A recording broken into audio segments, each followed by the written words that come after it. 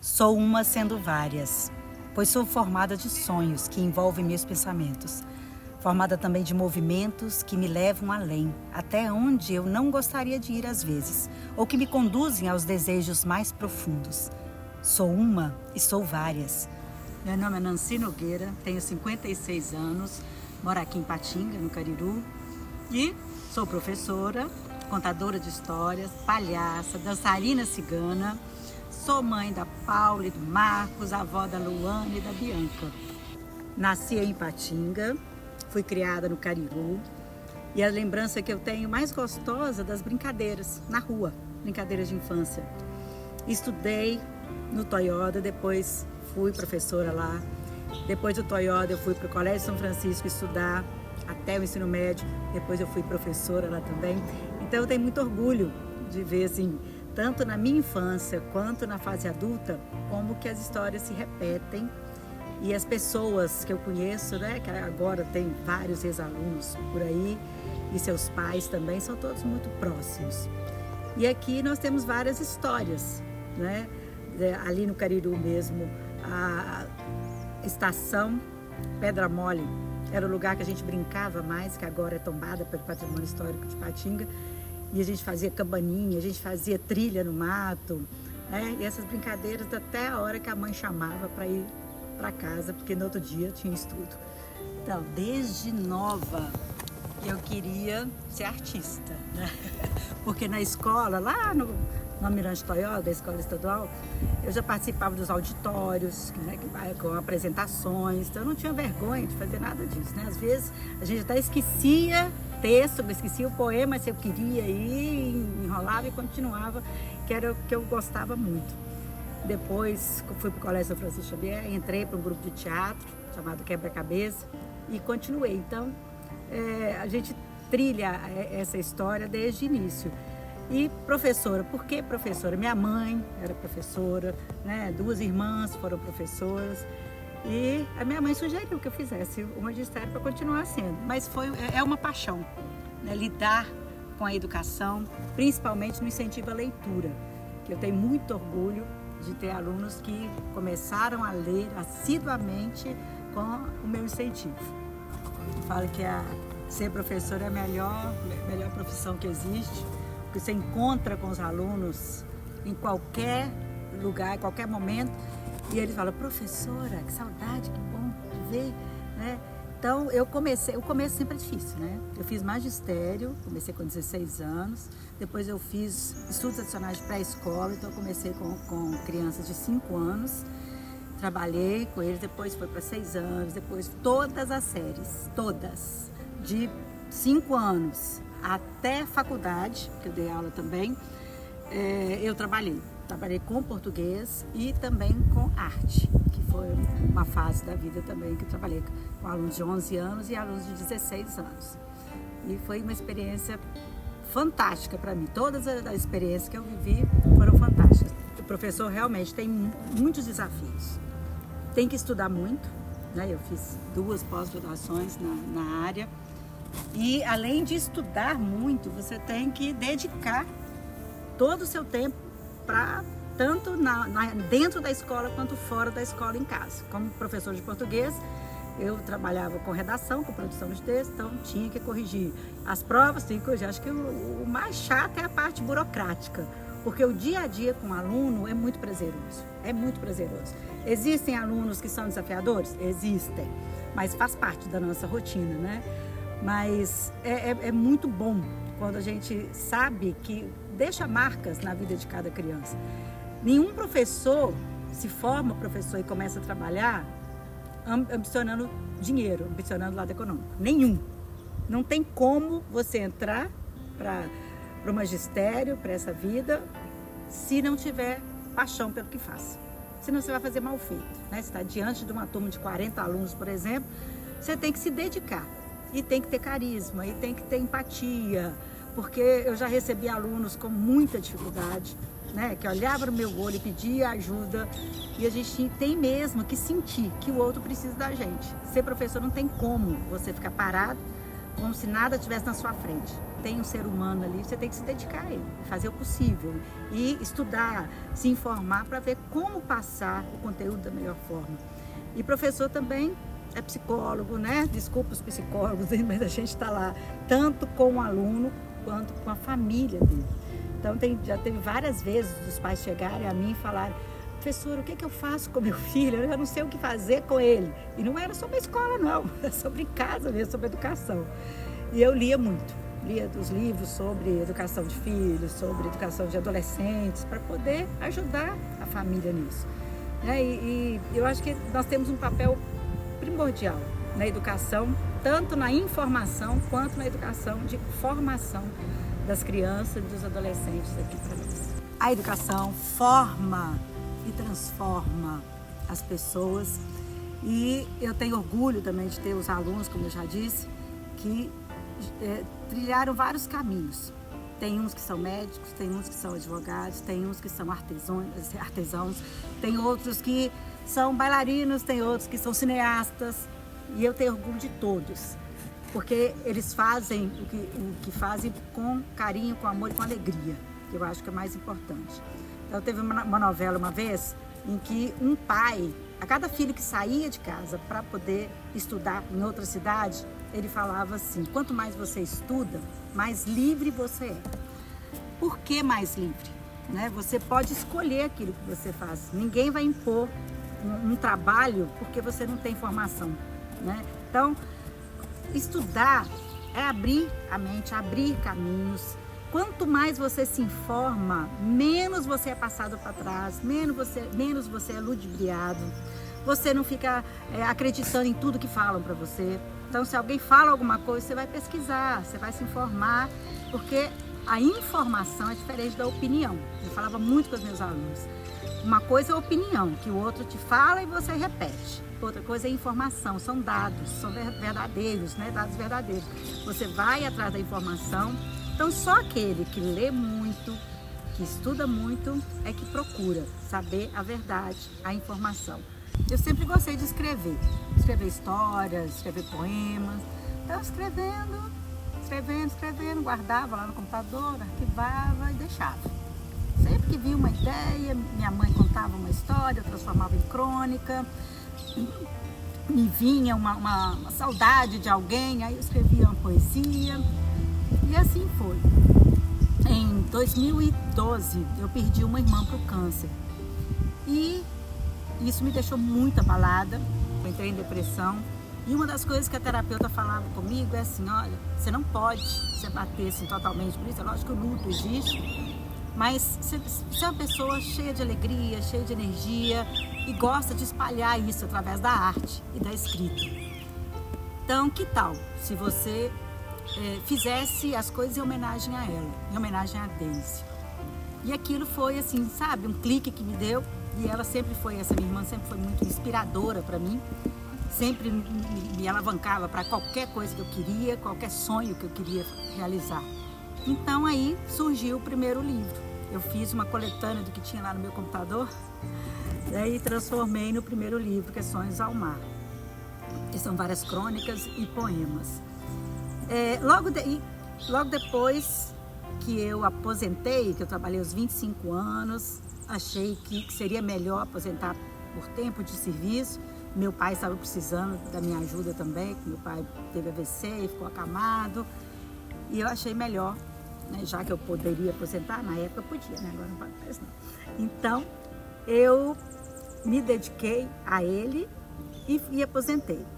No ano seguinte, a gente não consegue ficar parado, quem está acostumada a ser muito ativa.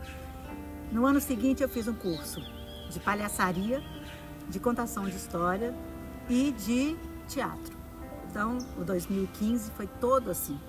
Mas aí eu não parei, né? Eu já tinha outras coisas escritas e fui reunindo. Então, começaram a aparecer os livros infantis e todos os livros que eu escrevo são baseados na minha vida. Então, tem uma coleção da Aninha e sua turma que tem brincadeiras de infância, que tem uma aventura que eu fiz numa matinha com uma amiga minha, e tem a primeira vez que eu usei óculos. E aí Em 2017 também eu fui a um espetáculo de dança cigana no Teatro Zé Lioguin e de repente eu me descobri e eu nunca imaginava assim ser da dança. Eu achava que eu era descoordenada, não conseguia decorar a coreografia. Quando eu assisti ao espetáculo Os Bandoleiros da Companhia Esmeralda de dança cigana, eu fiquei apaixonada. Eu falei, é isso que eu quero na minha vida. Eu vindo do teatro, a dança cigana é muito dramática, e eu comecei em 2017 e até hoje. Nós já fizemos acho que uns 7 espetáculos, depois eu tenho que contar. E é maravilhoso quando a gente, mesmo não sendo novinha, você consegue acompanhar, você consegue se expressar de várias formas. Desde nova eu sou da comunicação, né? Então já sou professora, sou atriz de teatro, agora dançarina, estou me expressando com o corpo, e contadora de histórias e incentivadora da leitura.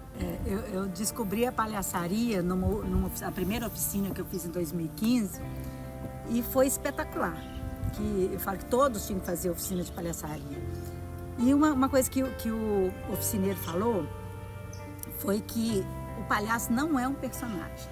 O palhaço é uma personalidade que você tem e coloca para fora. E o palhaço, ele é mais ingênuo do que uma criança. Isso é que me despertou mais a paixão pela palhaçaria. Porque para qualquer idade que você se apresente, você vai olhar no olho de cada um brilho diferente. Porque ele está ali, ele sorri, é muito interessante, é muito interessante. Mas é isso que eu acho incrível, do palhaço ser mais ingênuo que a criança. Então, o sorriso do palhaço, aquela carinha que ele faz de não estar entendendo o que eu estou falando, como assim, tal, você fez isso, e isso envolve, né? E a gente pode brincar à vontade. Eu posso brincar que eu sou muito inteligente ou muito burra, eu posso brincar que eu sou muito grande, eu sou muito pequena, então eu posso ser o que eu quiser. A partir do momento que eu coloco o meu nariz e que eu faço a maquiagem, que o nariz é por último, né? O nariz é a máscara, a menor máscara que existe. Eu que tenho coleção de máscara, né? Adoro. Então, a voz muda, os gestos mudam, o olhar muda, a gente se transforma mesmo. Mas é o que eu digo, o palhaço de cada um está aí dentro, que é a criança interior também. Então você trabalha a sua criança interior, trabalhe para melhorar um pouco, às vezes alguma coisa, resgata alguma coisa que faltou lá na sua infância e você vem e apresenta para as pessoas essa parte que é um brilho só dentro de você. Existem vários tipos de palhaço, né? A minha palhaça é contadora de história. E tem palhaços de circo, tem palhaços de espetáculos. E agora eu estou com um espetáculo também, então a minha palhaça, além de ser contadora de história, também é uma palhaça atriz. Então, a partir de 2017 que eu falei assim, aí eu juntei um dinheirinho, né? E fui para agora eu vou só viajar. E cada mês de 2017 eu fui para um lugar diferente, eu gosto de ir para lugares diferentes. E a minha meta é terminar de conhecer o Brasil. Faltam Roraima, Rondônia, Amapá e Mato Grosso. Então, nesses, o que eu faço questão é de ir a lugares que as pessoas normalmente não visitam, né? Eu já fui por exemplo, agora eu fui a Belém do Pará e fui à Ilha de Marajó. Achei fantástico o lugar e as pessoas, muito receptivas, muito carinhosas. Mas, assim, os lugares que mais me marcaram até hoje foram os Lençóis Maranhenses, que é uma visão paradisíaca. Você não acha lugar nenhum do mundo, eu acho. E a visita que eu fiz ao Amazonas. Nós fomos a Manaus e fomos à selva também, que nós dormimos uma noite na selva. Então são experiências que a gente vai acumulando, como diz, a gente tem que acumular coisas, né? A gente tem que acumular experiências desses lugares, e todos os lugares que eu vou eu me emociono. Então com a turma que eu vou agora, né? Sempre tem uma, já vem Nancy chorando agora, né? Então tem a Chapada Diamantina, em cima do Morro do Pai Inácio, que é uma visão assim, lindíssima, não tem igual, né? A Chapada dos Veadeiros, a Cachoeira de Santa Bárbara, que acho que é a mais linda que tem no Brasil. Já fui a Chapada das Mesas, tem cachoeiras assim, lindíssimas também.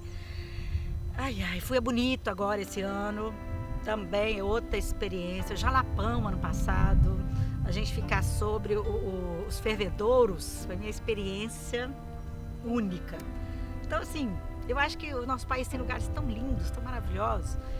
E eu já conheci Argentina, já conheci Portugal, já conheci Peru, já conheci França, um pouquinho só, né? Mas eu acho que eu tinha que ter a obrigação de conhecer meu país primeiro e as pessoas, a cultura do nosso país. A gente ia ao Maranhão em junho, julho, agosto, né? Em julho principalmente, que é a festa do São João. Gente, é apaixonante. Apaixonante, que você conhece tanto a cultura, que é o boi lá, né? E a comida típica. As pessoas são apaixonadas pelo estado. Então, acho que é incrível. Acho que as viagens nos trazem esse acúmulo de sensações, porque são paisagens maravilhosas que nós temos no nosso país, a cultura é maravilhosa, a gastronomia é maravilhosa e as pessoas.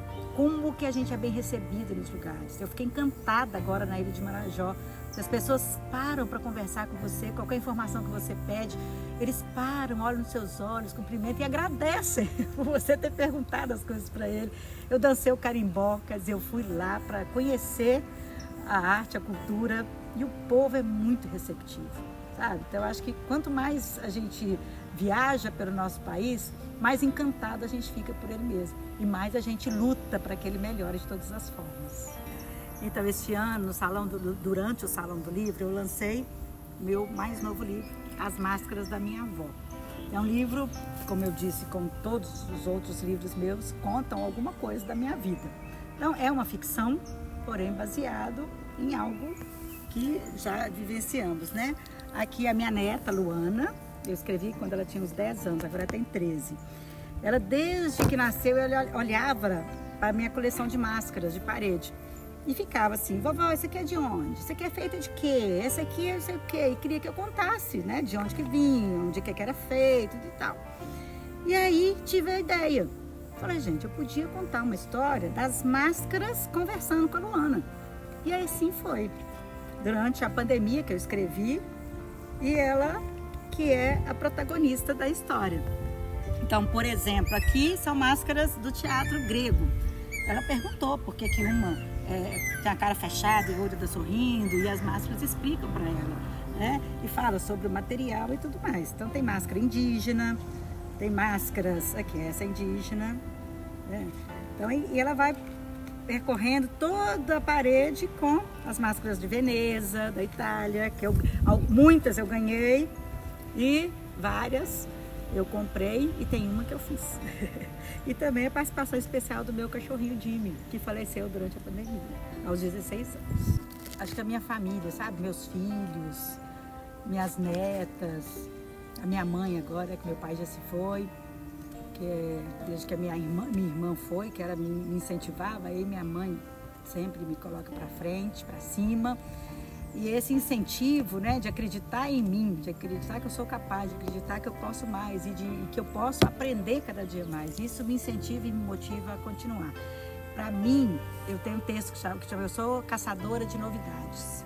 Eu gosto de descobrir sempre alguma coisa. Então, eu sou caçadora de novidades. É isso que me motiva a continuar. Eu acho que é ver todos bem, com saúde, é estar no lugar que a gente escolheu estar com quem a gente gostaria de estar e escolheu estar também, ao redor, que todos estejam bem. Eu acho que esse sinônimo de felicidade é isso. Você reunir a família, ter um amor seu, que possa ser companheiro, ter lugares para visitar, ter descobertas a fazer. Eu acho que a gente não para se for assim, né? Se a gente sempre tiver um sonho a ser realizado. E eu sempre disse que quando você escreve o seu sonho, escreve, lista, você vai realizando um por um, se depender de você. E é isso, assim que você realiza um, você vai substituir por outro. E é isso que faz a gente sempre seguir adiante. É sempre saber que tem um sonho a ser realizado. É muito interessante isso, né? Quando eu tinha uns 15 anos ou menos, não sei, eu perguntei para minha mãe como é estar velha. Ela não tinha nem 60 anos, deve ser da minha idade agora. Aí ela falou assim, não sei, só sei no retrato e na fotografia. Não, no espelho, né? Na fotografia e no espelho. E isso eu tô vendo, que o tempo passa, a gente sente algumas coisas, né? Que o corpo vai reclamando, mas o interior não muda. Então, eu espero que eu esteja daqui a 10 anos, da forma como eu tenho, com a cabeça que eu tenho, um pouco melhorada ainda, né? Com as outras experiências que eu vou viver na vida. E que ao meu lado eu tenho as pessoas que ainda estão e continuam do meu lado, sempre me incentivando, e eu também incentivando todos ao meu redor para que sempre vão atrás da realização dos seus sonhos.